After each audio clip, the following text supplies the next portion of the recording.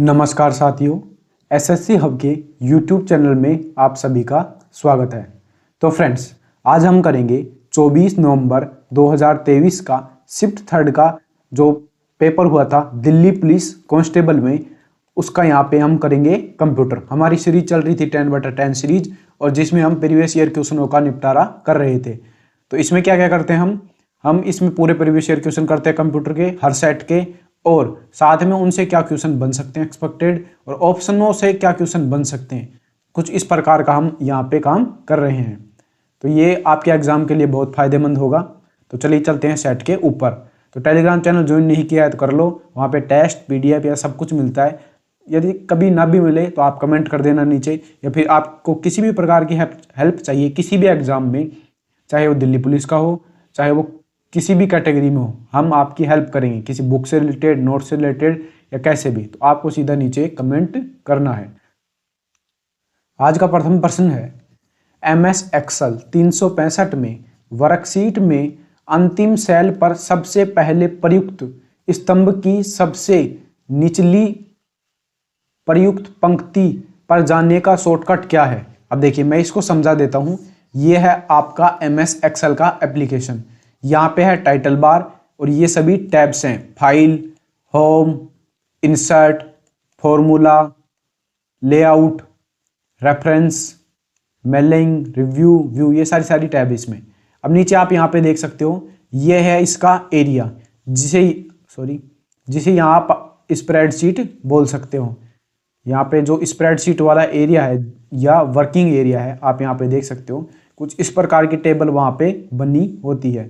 यहाँ पे जो फर्स्ट लाइन है वो गलती से टेढ़ी हो गई है, कुछ इस प्रकार से। अब यह क्या बोलना चाह रहा है कि वर्कशीट की अंतिम सेल, मान लो कुछ सेलें यहाँ पे दिख रही हैं। यदि ये जो होती है ये एक सेल होती है, कुछ सेल दिख रही हैं यहाँ पे, कुछ सेल नीचे हो सकती हैं, जैसे स्क्रॉल करने पर नीचे नीचे आ जाएं।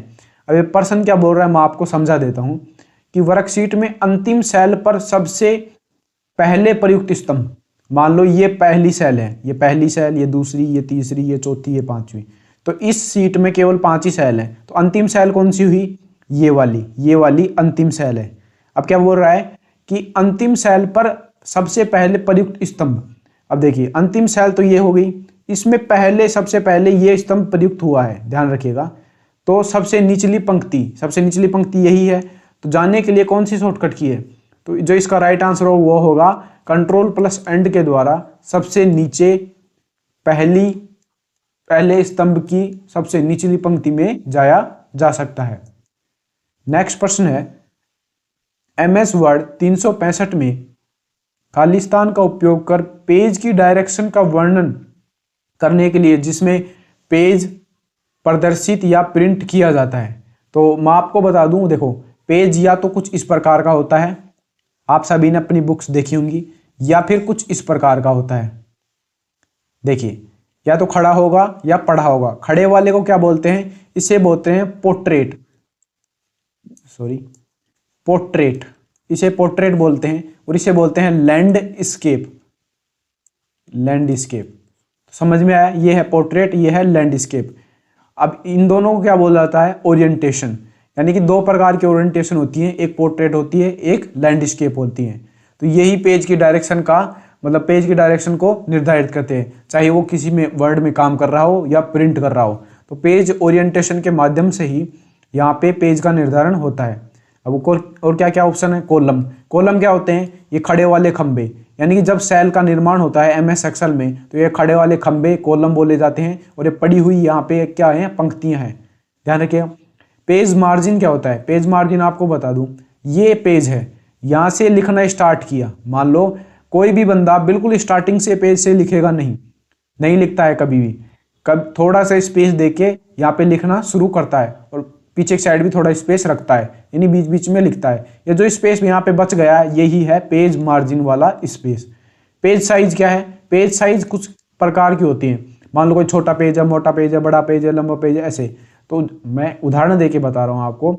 पेज साइज में कौन कौन से पेज साइज हैं? A4, A3, A1, ISO B4, letter, ये कुछ प्रकार के क्या है? पेज साइजेज हैं, ध्यान रखिएगा। अगला प्रश्न है, MS एक्सेल में सम खालिस्तान फंक्शन किसी के लिए सही सिंथेटिक कौन सा है? अब देखिए, जो यहाँ पे सम इफ फंक्शन है, सम इफ, तो इसका प्रयोग सही सिंथेटिक यानी पूछना चाह रहा है कि कौन सा बिल्कुल सटीक है। भाई ये सबसे डीप क्वेश्चन है अभी तक का, मैंने लगभग 30 के आसपास सेट करवाए हैं, उनमें से सबसे ज़्यादा डीप क्वेश्चन है, क्योंकि इस फंक्शन का यूज़ बहुत ही कम होता है, लेकिन तब भी इसका डीप वाला वर्जन पूछ लिया गया है। तो जो इसका राइट आंसर होगा वो होगा सम इफ, रेंज, क्राइटेरिया और सम रेंज। यानी कि रेंज मतलब कहाँ से कहाँ तक इसमें सम इफ करना है, क्राइटेरिया मतलब किन किन को करना है और किन किन को नहीं करना है, और सम रेंज मतलब योग में किन किन को शामिल करना है उस रेंज में। ये सब मतलब है इसका, तो आप इसको सीधा रट ही लीजिए, मैंने आपको बता भी दिया इनका क्या क्या मतलब है। नेक्स्ट क्वेश्चन है, MS वर्ड 365 में किसी सेलेक्टेड टेक्स्ट को एक स्थान से दूसरे स्थान पर मूव करने के लिए निम्नलिखित में से किसका प्रयोग किया जाता है? अब देखिए, MS क्या बोल रहा है? वर्ड। अब ये है वर्ड स्क्रीन, यहाँ पे है आपका वर्किंग एरिया, यहाँ पे लिखा हुआ है मान लो राहुल, राहुल लिखा हुआ है। अब क्या बोल रहा है? इस टेक्स्ट को क्या करना है, यहां से उठा के यहां पे रखना है। तो सबसे पहले हम इसे क्या करेंगे, यहां से हटाएंगे। ये क्या बोल रहा है? दूसरे स्थान पर एज इट इज पेस्ट करना है, ऐसा नहीं बोला है, जबकि यहाँ दूसरे स्थान पर मूव करना है। मूव करने का मतलब सबसे पहले इसे कट करेंगे, यहां से हटा देंगे, हटाने के बाद यहाँ पे जाके इसे पेस्ट कर देंगे। तो क्या करना पड़ेगा? सबसे पहले इसे कट करना पड़ेगा, फिर यहाँ पे इसे पेस्ट करना पड़ेगा। कट की शॉर्टकट की है Ctrl+X और पेस्ट की शॉर्टकट की है Ctrl+V। तो कौन सा ऑप्शन है? सबसे पहले कट करेंगे इसको और फिर बाद में पेस्ट करेंगे, ये इसका राइट आंसर है। नेक्स्ट क्वेश्चन है, निम्नलिखित में से कौन सी इंटरनेट तकनीक में उपयोगकर्ता को हाई स्पीड इंटरनेट एक्सेस प्रदान करने के लिए मौजूदा केबल टेलीविजन की बुनियादी संरचना का उपयोग किया जाता है? देखिए, ये क्या बोल रहा है? यदि यहाँ पे हाई स्पीड इंटरनेट बोलता सीधा सीधा तो फाइबर ऑप्टिकल सीधा काम में आता। इसका राइट आंसर ये होता, केवल ये बोलता कि हाई स्पीड इंटरनेट के लिए वर्तमान में कौन सी केबल यूज किए जा रही हैं? Fibre optical cable. अब देखिएगा प्रश्न में और क्या बोला गया है कि मौजूदा केबल टेलीविजन की बुनियादी संरचना, यानी कि जो बुनियादी संरचना है किसकी? टेलीविजन की। पहले ये लाइन प्रयोग की जाती थी किसके लिए? इंटरनेट और टीवी के लिए। आज भी प्रयोग की जा रही है, लेकिन इसका प्रयोग कम हो गया है। अब फाइबर ऑप्टिक्स का प्रयोग सबसे ज्यादा हो गया है। तो जो इसका राइट आंसर होगा, केबल इंटरनेट से टीवी भी चलाई जा सकती है, साथ में इंटरनेट भी यहां पे प्रदान किया जा रहा है। नेक्स्ट क्वेश्चन है, MS वर्ड 2010 में प्रिंट बटन कहां स्थित होता है?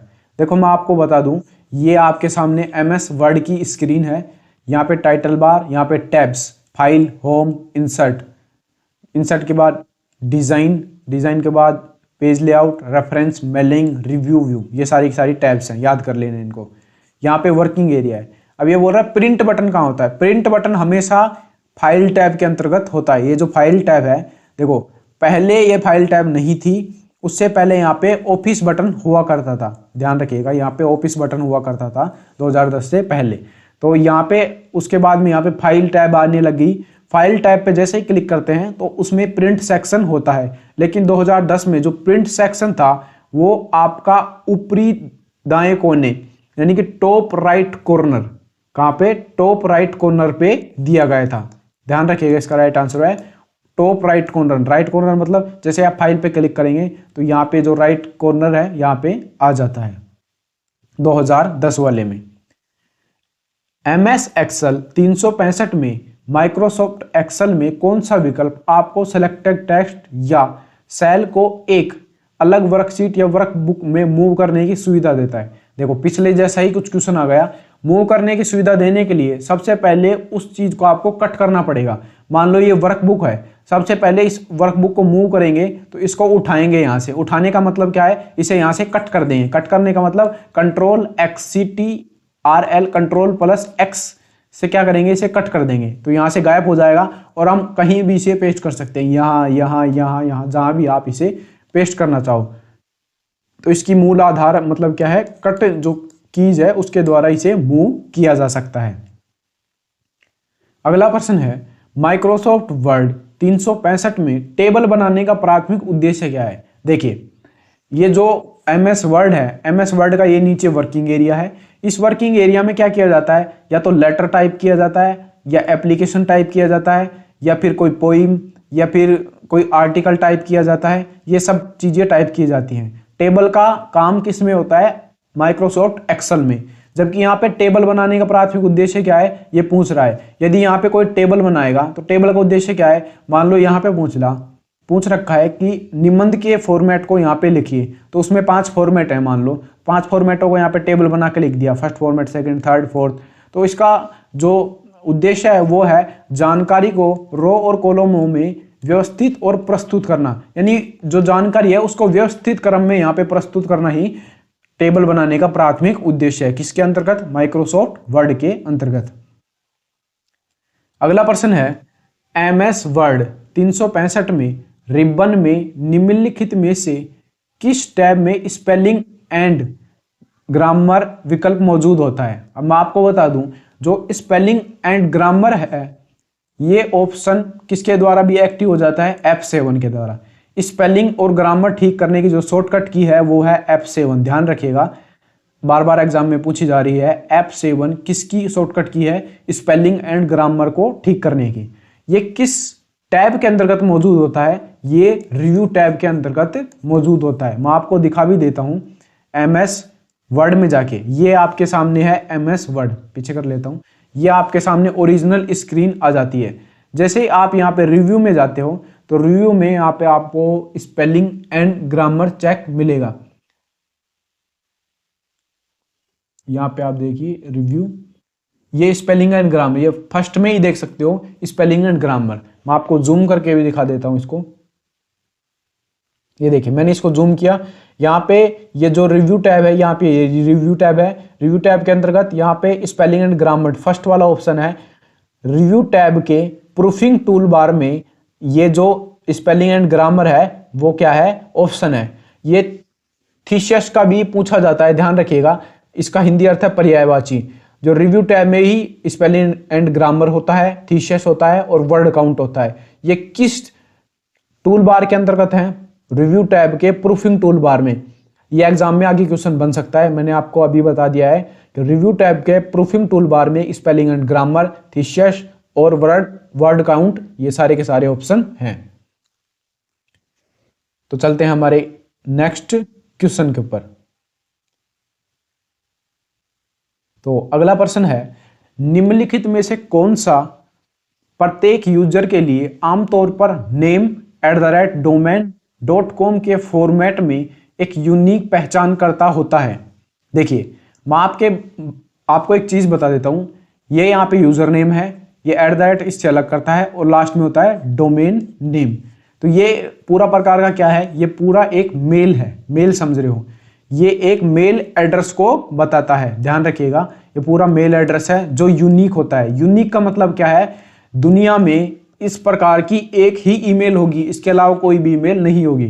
किसी व्यक्ति के पास मान लो आपने बनाया ram@gmail.com, यानी कि गूगल का सहारा लेके आपने ये मेल बनाई, तो क्या होगी, आपके पास ही ये ram@gmail.com होगी।